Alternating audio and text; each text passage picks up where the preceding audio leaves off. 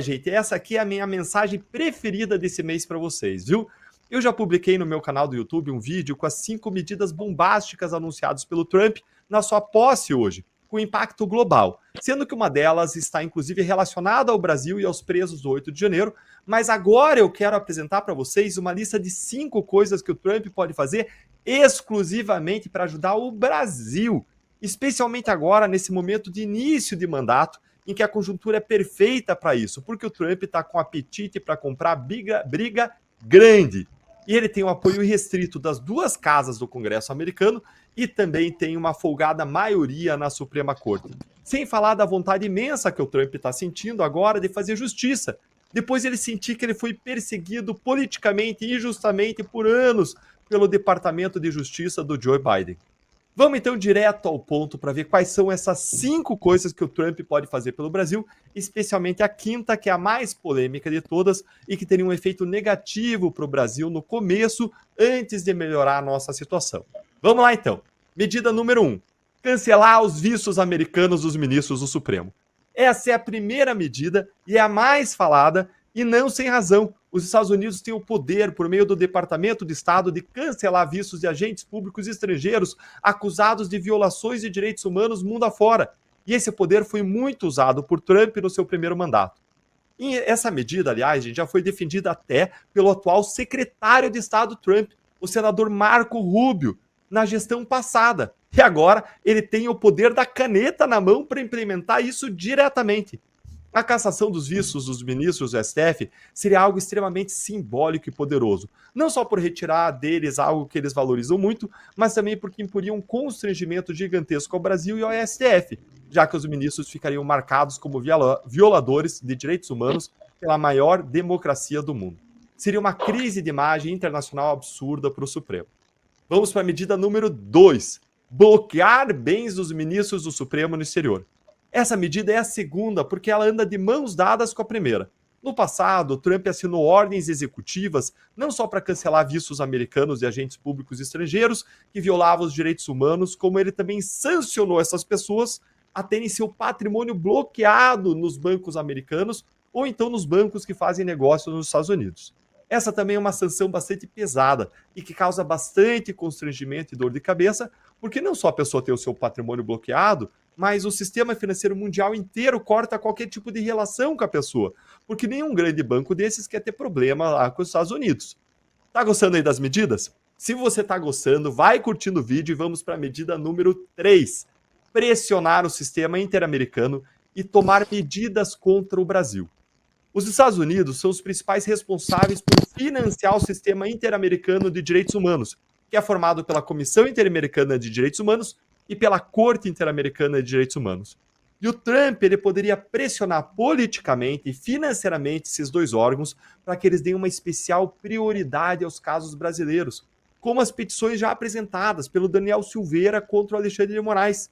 A condenação do Brasil na Corte Interamericana não só causaria um constrangimento gigantesco para o Brasil na comunidade internacional, como também seria uma forma de reparar as injustiças sofridas pelos presos políticos e pelos perseguidos pelo regime de censura de Alexandre de Moraes. Vamos à medida número 4, e se está gostando, curte o vídeo. Cortar o financiamento americano para iniciativas pró-censura. É isso aí.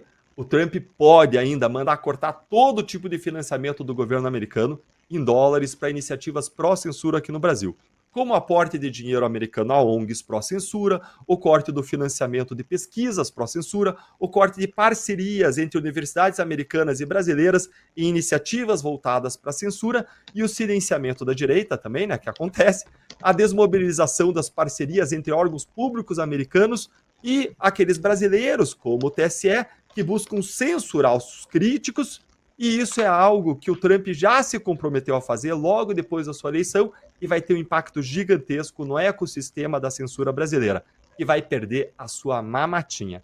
E agora eu vou te dizer a última medida, que é a mais polêmica, e curte aí para mais gente ter esperança com esses ventos de mudança que estão soprando lá do norte. Medida número 5. Impor tarifas comerciais na importação de produtos do Brasil como uma forma de punição. Essa última medida é com certeza a mais pesada e a mais polêmica, porque no início ela não vai ajudar o Brasil. ela vai prejudicar e muito o Brasil. Afinal, os Estados Unidos são o segundo maior parceiro comercial do Brasil, só fica atrás da China, com mais de 40 bilhões de dólares em exportações só no ano passado. Mas pessoas próximas a Trump já disseram ao Wall Street Journal, um dos maiores jornais americanos, que o Trump está estudando impor tarifas pesadas ao Brasil se a perseguição política à direita e a Bolsonaro não parar. Isso, com certeza, teria um efeito prejudicial gigantesco para a nossa economia e faria os setores impactados pelas tarifas se revoltarem com o governo Lula por deixar a situação chegar a esse ponto em que chegou. Sem falar na revolta da população, com aumento de preços. Isso acarretaria ainda uma perda de empregos, perda de renda, o que forçaria o governo e o STF a darem vários passos para trás nos seus abusos, já que o golpe, a popularidade dessas instituições aí seria imenso. Muito maior do que a tal da polêmica do Pix. E agora eu quero ouvir a sua opinião para fechar. Qual dessas medidas você acha que é a mais importante e impactante de todas? Conta aí pra gente nos comentários, a gente quer ouvir você. Muitos riram de nós e achávamos que nós estávamos exagerando quando dizíamos que as consequências aos desrespeitos a direitos humanos fundamentais aqui no Brasil, ao aparelhamento do Estado, de instituições estatais como ferramenta política para perseguição e aprisionamento de pessoas politicamente, que isso tudo traria consequências internacionais graves para o Brasil, como eu disse, muitos acreditavam que era um exagero.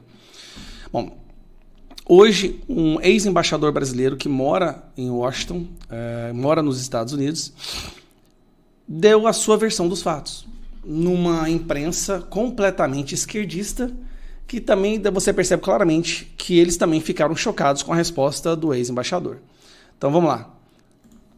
Olha, embaixador, do ponto de vista institucional, o senhor menciona a carta enviada pela Câmara nos Estados Unidos ao Comitê de Direitos Humanos da OEA, menciona também.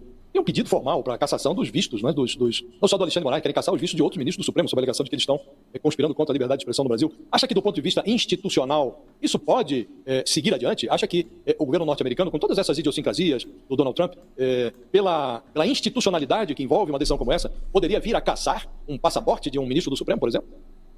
Bom, isso está dentro da capacidade, da autonomia do país, né? O país agora está fazendo essas medidas todas, né, contra o México, né? Estão taxando o México por causa de imigração. Eu acho que pode. E eu acho mais. Em março desse ano, daqui 2 meses, vai haver eleição na OEA. Eu acho que o governo americano, através do Departamento de Estado, vai eleger um secretário-geral da OEA. Só um parênteses aqui. As comitivas de deputados federais aqui do Brasil, nós já fomos 3 ou 4 vezes na OEA. Eu já fui 3 vezes na OEA.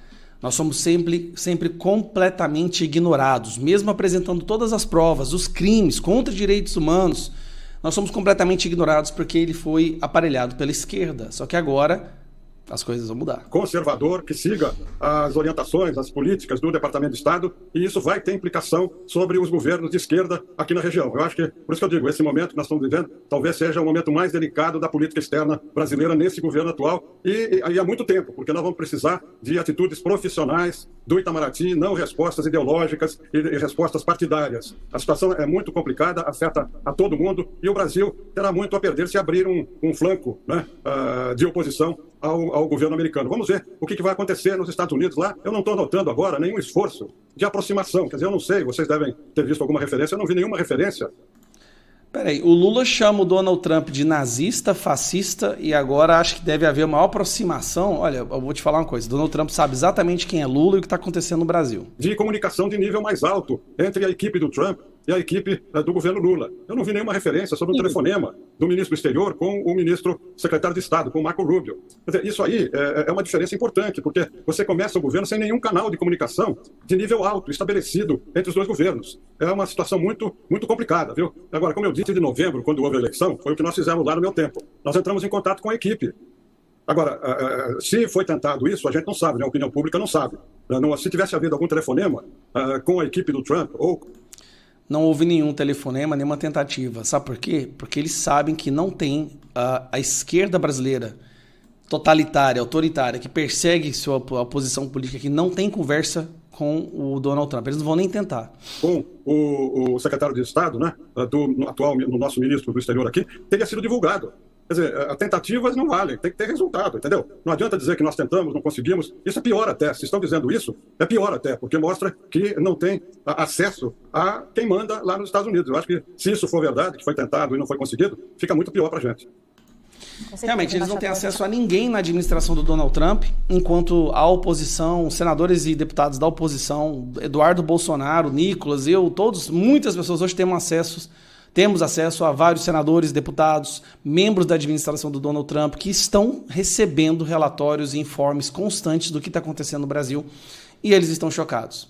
Eles sabem que não podem perder um país da magnitude, da amplitude e envergadura do Brasil na América Latina para um sistema totalitário que persiga a oposição, que transforme as nossas instituições em braços desse totalitarismo. Então, para resumir, sim, haverá consequências. Tudo isso que o Brasil está fazendo e outros países que também usarem da mesma estratégia de aparelhar instituições estatais, democráticas, para servirem como um instrumento bélico político.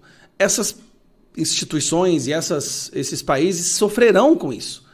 Nenhum país sobrevive sozinho, e principalmente, como os Estados Unidos é o mais forte país do mundo, é muito difícil para um país querer viver se desconectando completamente da parceria econômica dos Estados Unidos. Então, assim, muita coisa vai acontecer. Isso aí você pode ter certeza. E eu vou te dizer mais, a minha leitura. Haverá esse ano um recrudescimento ainda maior dessa ditadura brasileira. Eles vão fincar as suas garras e as suas presas ainda com mais força, reações ainda mais violentas, porque eles vão perceber que o cerco vai se fechando e aí eles têm que justificar suas ações e eles justificarão destruindo mais pessoas serão presas, mais censura, sempre na intenção de sobreviver. Não é democracia, agora já virou um processo de sobrevivência, porque essas pessoas sabem que mais cedo ou mais tarde nós vamos voltar ao poder e eles pagarão na justiça por tudo que estão fazendo. Um abraço.